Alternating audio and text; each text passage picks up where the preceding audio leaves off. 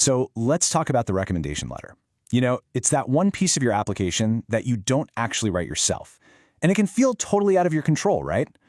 But what if I told you that you have way more power to shape it than you think? Well, today we're going to break down the exact playbook to make sure your letter absolutely glows. Because let's be real for a second, a generic kind of lukewarm letter, it can actually be worse than no letter at all. Seriously, it can sink an otherwise amazing application. So the big question we're tackling is this: how do you make sure your letter is a powerful asset and not some silent liability? We are going to turn all that anxiety into a simple step-by-step plan. Here's our roadmap. First, we're going to talk about choosing your champion. Second, how to make the perfect request. Third, and this is my favorite part, we'll build something called the Easy Yes Packet. And finally, we'll cover how to close the loop with follow-up and gratitude. All right, part 1, choosing your champion. This is all about playing chess, not checkers. The most critical work you'll do happens way before you even think about drafting that first email. It's all about strategy. This right here, this is the golden rule. It is so tempting to go for the person with the fanciest title, right? The department head, the famous professor.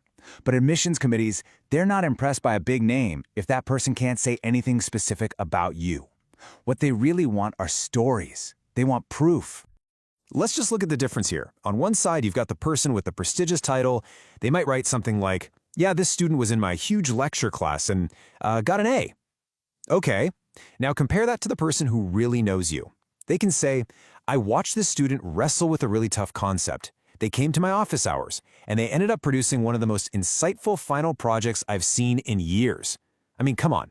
Which letter do you think lands with more impact? It's a no-brainer. And you know, this is especially crucial for international students. Admissions committees in the US, they really value substance over status. They need someone who can paint a vivid picture of who you are and what you can do. And that only comes from someone who's actually seen you in action, not just someone with a well-known name. Okay, so you've picked your champion. Perfect. Now it's time to actually ask. And our goal here isn't just to get a yes. We're aiming for an enthusiastic yes. This is so simple, but it is so critical. Time is respect.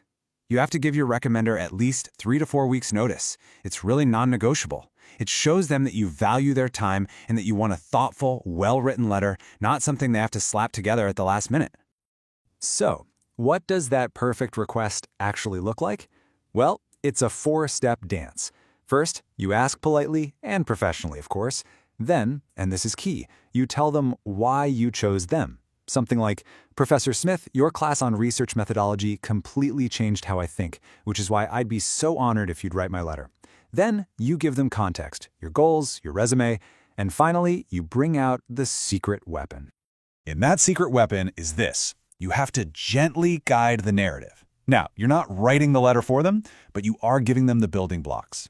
Remind them of that one project you totally nailed, or that insightful question you asked in class that sparked a huge debate. This makes their job a million times easier and guarantees the letter hits all of your greatest strengths. And for all my international students watching, this is your chance to bridge that context gap. Your recommender back home might not know exactly what U.S. admissions committees are looking for, so help them out. Explain what makes your background unique, how your skills translate. You are literally helping them help you. Okay, this brings us to my absolute favorite part of this whole process. Section 3, the Easy Yes Packet. This is the ultimate tool that puts you in the driver's seat and removes every single excuse or obstacle for your recommender. It basically guarantees you get a great letter, on time, every time. So what is this thing? It's literally just a digital folder. Think Google Drive, Dropbox, whatever.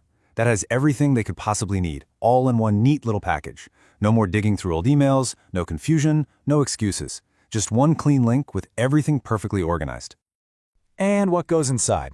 Here's your checklist. All the forms, all the submission links, a crystal clear list of all the deadlines, that little summary of your goals we talked about, your resume, and your transcript. It's professional, it's organized, and honestly, it just screams, I have my act together.